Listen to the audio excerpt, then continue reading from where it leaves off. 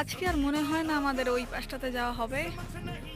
ও পাশটাতে একটি বিশাল বটগাছের মতো আছে যেখানে মানুষ ঝুলে বেড়াতে পারবে।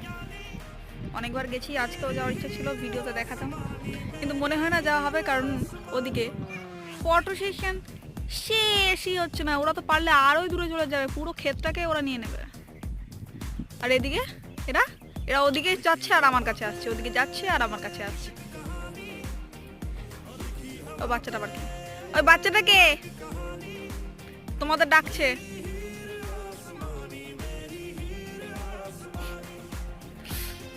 আমরা তাহলে ওদিকে যাই, চলো ঝুলে আসি। ঝুলবি? চ চ চলো।